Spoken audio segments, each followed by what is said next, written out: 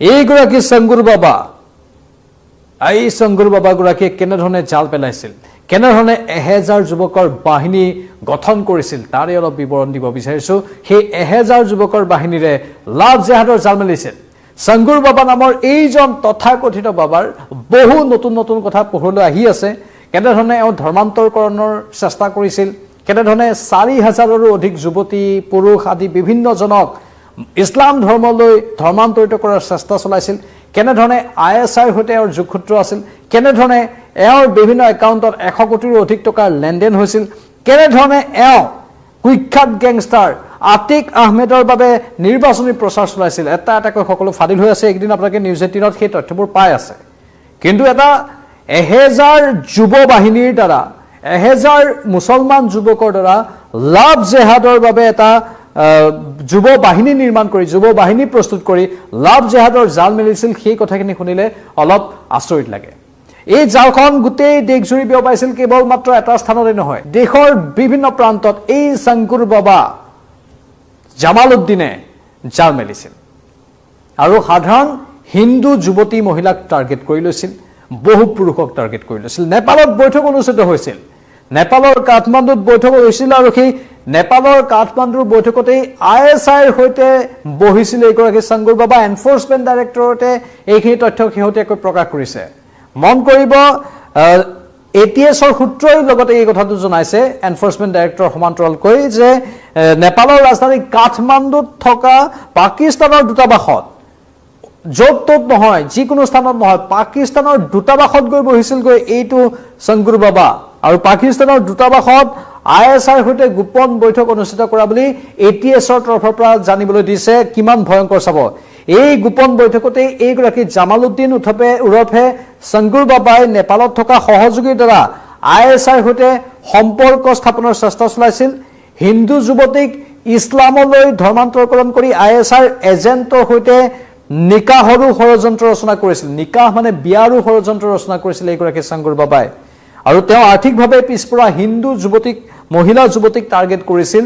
আৰু তদন্তত এই কথাও পোহৰলৈ আহিছে যে জামালউদ্দিনে লাভ জেহাদৰ বাবে 1000ৰো অধিক মুছলমান যুৱকৰ ফৌজ গঠন কৰিছিল। যিটো আমি ক'লো, এই 1000ৰো অধিক মুছলমান যুৱকৰ যিটো ফৌজ গঠন কৰিছিল সেইটো যথেষ্ট চিন্তাৰ কাৰক আছিল। এনেধৰণে শংকুৰ বাবাই গোটেই দেশত অশান্তি বিয়পাবলৈ চেষ্টা কৰিছিল। কমিউনেল যি হিংসা, মানে জাতি জনগোষ্ঠীৰ মাজত হিংসাৰ জয় বিয়পাবলৈ এই শংকুৰ বাবাই চেষ্টা কৰিছিল। আৰু সকলোতেই ISIয়ে হয়তো পুঁজি যোগান ধৰি আহিছিল শংকুৰ বাবাক। শংকুৰ বাবাৰ হাত ইমান দীঘল হৈ পৰিছিল যে ইয়াত শংকুৰ বাবাক ভাৰতত থকা একাংশ চৰকাৰী বিষয়াইও সহায় সহযোগিতা আগবঢ়োৱাৰ তথ্য ATSৰ সূত্ৰই সদৰি কৰিছে। শেহতীয়াকৈ যিটো তথ্য আহিছে যে 4000ৰো অধিক হিন্দু মহিলা যুৱতী আৰু পুৰুষক অবৈধভাৱে ইছলাম ধৰ্ম গ্ৰহণ কৰিবলৈ বাধ্য কৰাইছিল। ইয়াৰ দ্বাৰা তেওঁ মুছলমানৰ জনসংখ্যা বৃদ্ধিৰ বাবে বৃহৎ ষড়যন্ত্ৰ ৰচনা কৰিছিল। আৰু ধৰ্মান্তৰকৰণৰ এক সুসংগঠিত চক্ৰ চলাই থকা জামালউদ্দিনে পাকিস্তানৰ ISIৰ সৈতে লগ হৈ দেশ বিৰোধী ষড়যন্ত্ৰ আৰম্ভ কৰিছিল। আৰু ধৰ্মান্তৰকৰণৰ নামত যি নেটৱৰ্ক গঢ়ি তুলিছিল, সেই নেটৱৰ্কৰ জৰিয়তে তেওঁ পাকিস্তানৰ ISIৰ সৈতে যোগাযোগ ৰাখিছিল। ইমানলৈকে গোটেই কামখিনি পৰিকল্পনা অনুযায়ী কৰা হৈছিল। কিন্তু লাহে লাহে কথাবোৰ সন্মুখলৈ আহিল। অভিযোগ দিয়া হ'ল যেতিয়া বিভিন্ন দুখীয়া দৰিদ্ৰ হিন্দু যুৱতীক, হিন্দু মহিলাক টাৰ্গেট কৰি ল'লে ঘটনাবোৰ লুকাই নাথাকে। কাহানিও এটা দুটাকৈ দুই এটা ঘটনা সংঘটিত কৰিলে 4000লৈকে সীমা অতিক্ৰম কৰিলেগৈ হিন্দু যুৱতী বা মহিলাৰ। আৰু তাৰ পাছত এটা দুৰ্ভাগ্যবশত, এইটো শংকুৰ বাবাৰ বাবে সেয়া দুৰ্ভাগ্য, এটা গোচৰ ৰুজু হ'ল পৰৱৰ্তী সময়ত এগৰাকী পিতৃৰ দ্বাৰা। যিহেতু সেই পিতৃগৰাকীৰ দুগৰাকী কন্যা, এগৰাকী কন্যাক পলুৱাই লৈ গৈছিল আৰু তাৰ পাছত দ্বিতীয়গৰাকী কন্যাক সৈতেও নিকাহ কৰাবলৈ চেষ্টা কৰিছিল শংকুৰ বাবাই। লাহে লাহে গোটেই ঘটনাক্ৰম পোহৰলৈ আহিলে আৰু এতিয়া এই সমগ্ৰ ঘটনাটো গোটেই ৰাষ্ট্ৰজুৰি গম পাই গৈছে সকলোৱে। আৰু শংকুৰ বাবাই কিমান ভয়ংকৰ নেটৱৰ্ক গঢ়িছিল সেয়া জল পট ৰূপত প্ৰমাণিত হ'ল। মানে এই 1000 যুৱকৰ দ্বাৰা এনেধৰণে লাভ জেহাদ বাহিনী গঠন কৰা, কেৱল আমি আগতে চিনেমাত বা বিভিন্ন ধৰণৰ কথা, যিবোৰ কথাক আমি আচলতে বৰ বিশেষ গুৰুত্ব দিয়া নাছিলোঁ, সেইবোৰতহে শুনিবলৈ পাইছিলোঁ।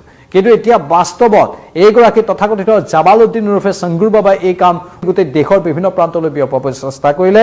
আৰু ইয়েই বুজাই দিছে যে এই চক্ৰটো ভাৰতবৰ্ষত যিকোনো সাম্প্ৰদায়িক বিষবাস্প বিয়পোৱা চক্ৰ অথবা ধৰ্মান্তৰকৰণৰ এই চক্ৰটো কিমান সক্ৰিয়, এই ঘটনাটো সংগুৰ বাবাৰ ঘটনাটোৱে প্ৰমাণ কৰি দিছে হিন্দু মহিলা বা যুৱতীক টাৰ্গেট কৰি লোৱা এই ঘটনাটো কিমান সত্য এই ঘটনাটোৱে প্ৰমাণ কৰি দিছে তাৰ পাছতো আমাৰ ইয়াত এই বিষয়বোৰক লৈ ৰাজনীতি চলে এই বিষয়বোৰক লৈ বিভিন্ন কথা চলে কিন্তু মূল কথাটো হৈছে যে ৰাজনীতি বা আন কেতবোৰ দিশৰ পৰা নাচাই ইয়াক বাস্তৱ এটা ৰুঢ় সত্য বুলি যদি চোৱা যায় তেনেহলে ই আমাৰ দেশৰ বাবে অতি ভয়ংকৰ হৈ পৰিছে আৰু এই গোটেই ভয়ংকৰ জাল মেলা ভয়ংকৰ বিহবাস্প বিয়পোৱা যিবোৰ চক্ৰ আছে হয়তো সংগুৰ বাবা এটা উদাহৰণ হ'ব পাৰে হয়তো সংগুৰ বাবা সন্মুখলৈ আহিছে হয়তো এনে ধৰণৰ বহুকেইটা চক্ৰীয় এতিয়াও সক্ৰিয় ৰূপত আমাৰ এই ভাৰতবৰ্ষতে আছে যিবোৰ তথ্য প্ৰমাণ পাবলৈ বাকি আছে যিবোৰ তথ্য সন্মুখলৈ আহিবলৈ বাকি আছে মানে গোটেই ভাৰতবৰ্ষত এনে ধৰণৰ একাংশ বায়াছৰ সৈতে লিংক থকা মানুহ বা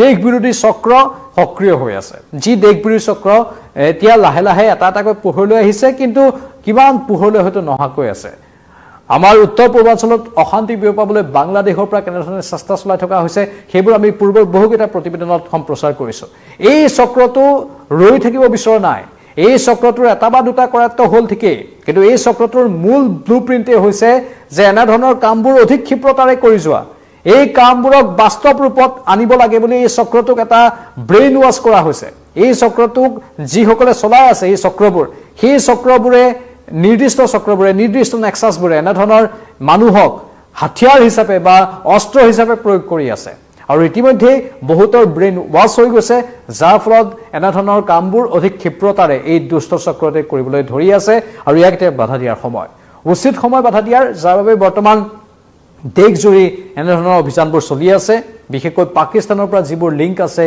বা ভাৰতবৰ্ষৰ বাহিৰৰ আন দেশৰ পৰা যিবোৰ লিংক আছে সেই লিংকবোৰ এতিয়া চিনাক্ত কৰি থকা হৈছে আৰু অতি শীঘ্ৰে হয়তো এই সংগুৰ বাবাৰ সৈতে জড়িত বহুকেইজন জালত পৰিব পাৰে আমি আশা কৰিম সঠিক ৰূপত তদন্ত প্ৰক্ৰিয়া আগবাঢ়ক আৰু হিন্দু মহিলা বা যুৱতীক যিসকলে টাৰ্গেট কৰি লৈছে সেইসকলৰ যথোচিত শাস্তিৰ ব্যৱস্থা কৰক আৰক্ষী প্ৰশাসনে